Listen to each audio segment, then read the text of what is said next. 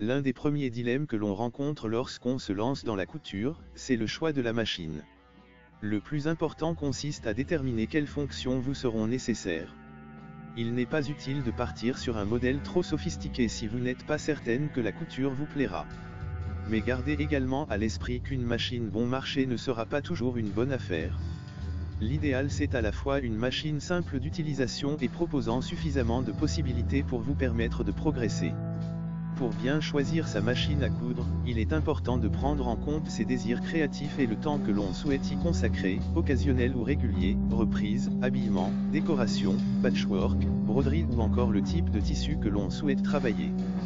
Vos projets vous guideront dans le choix de votre machine à coudre. Quel que soit le budget que l'on souhaite investir ou l'usage que l'on attend de sa machine à coudre, elle doit proposer les points de couture de base, points droits, points zigzag et boutonnières, de préférence automatique en un temps, à défaut en 4 temps. Attention, la mention « boutonnière en 4 temps » signifie que vous devez changer 4 fois vos paramètres de couture afin de coudre les 4 côtés de la boutonnière. Sur une chemise, cela peut être fastidieux. Le point pour couture stretch, élastique, s'avère utile pour travailler les tissus extensibles comme le jersey par exemple. Enfin, le point de surjet, aussi appelé point overlock, permet de réaliser des ourlets de bonne facture, même si un point zigzag serré près du bord peut aussi faire l'affaire.